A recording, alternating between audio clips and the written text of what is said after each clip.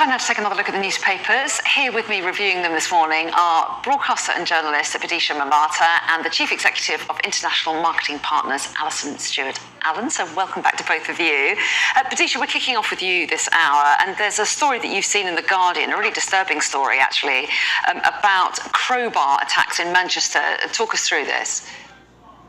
Yeah, the gay quarter of Manchester around Canal Street has suffered a series of homophobic attacks, in particular centering on one shop called Clone Zone, which has been attacked and had its windows smashed in by two masked men on a motorbike with a crowbar 3 times now. It's really concerning because all of the local residents are now obviously on edge. And if you read a little bit deeper into the article, there's a very interesting interview with a woman from Manchester City Council who puts this spate of homophobic hate crimes down to a kind of post-2015, post-2016 increase in divisive and polarizing politics, a general coarsening of everyday life. She also mentions that there's been an increase in generalized homophobic attacks, not just on this one shop, and also racist incidents. And local residents are quoted as saying that they need more police. Even in this one incident, there was a police car parked there, but it was empty because the police were away attending to another incident. And yet at the same time, of course, local residents don't want an area to be heavily policed or militarized, or to have the enjoyment and the inclusiveness and the progressiveness of that area somehow bounded around with patrolling police officers. Really what everyone wants is a decrease in these frightening attacks. Yes, indeed. Really worrying for anyone living and working there. Yes. OK, let's move on, though, Alison, shall we now, to the Daily Mail. And there's an extraordinary story here. Well, tell us what it's about. Yes. So basically, there is artificial intelligence, AI, and an application called ChatGPT. It's been in the news a lot lately because lots of students are using it to help them write their papers and exams at uni. But it has other applications too. So researchers at UC San Diego in Southern California have looked at, can you use this AI in the medical world? So it appears that if you put in medical conditions as if you were a patient and you're looking for a GP type of response, that actually this AI gives you a more empathetic and often more accurate views and recommendations than a genuine human GP, general practitioner.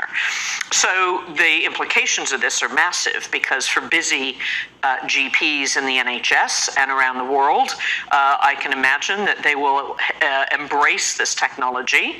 It'll help them write maybe more helpful responses to patients, but it could also be that patients use this database and use this AI application to get help with their own medical conditions. So it might actually give, you have to hope first and check quality-wise that it's really going to give accurate information for people. Absolutely, because false information in this scenario is really not what you need. Deadly, but I think it was just the fact that they said that the ChatGPT get less curt and clinical answers. Yes. The fact that they're saying it was more empathetic than GP. Yes. That's the really extraordinary element of it. Indeed.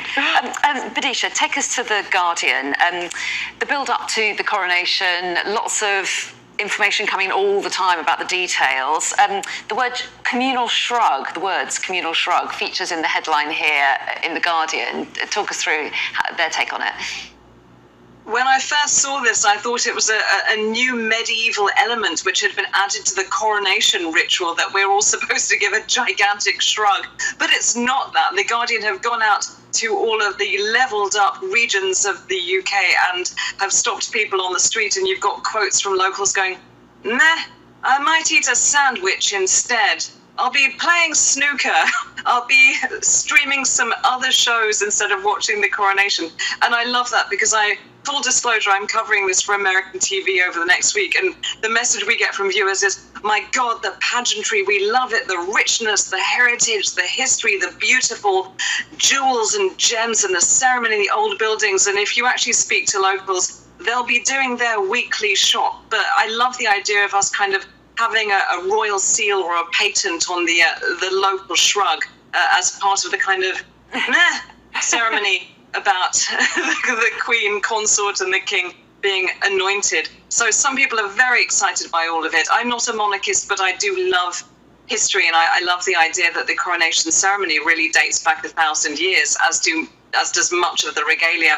There are plenty of people for whom it's going to be a chance to have a lovely long weekend doing non-regal things at all, and adding a little bit of typically British cynicism and slightly undercutting humour to the whole thing, which I think King Charles would appreciate. Well, yeah, as you say, a real moment in history, and we haven't had one for a while. It'll be fascinating to see what the viewing figures are and how many people do switch on, who are intrigued and want to bear witness. Do watch on Sky News, obviously. Let's move on, though, shall we, to the Financial Times' main story, Alison. And this is the chairman of the BBC quitting. Yes, absolutely. Well, in a way, in contrast to what Bidisha just was talking about anointing a monarch, we now have the overthrow of a corporate leader, by contrast, of the BBC. So Richard Sharp has been under pressure for a very long time now, since it was revealed that he was helpful in getting a loan underwritten for Boris Johnson of approximately £800,000. I'm not totally sure if that was for to purchase a property, but that's the reporting so far. And it just is clearly a conflict of interest that Richard Sharp said conveniently, oh, by the way, I understand the chair role at the BBC is available. Would you mind putting my name in the ring? Oh, and by the way, yes, I will help you get a loan for $800,000. So from a propriety point of view, from a corporate governance point of view, this is not good.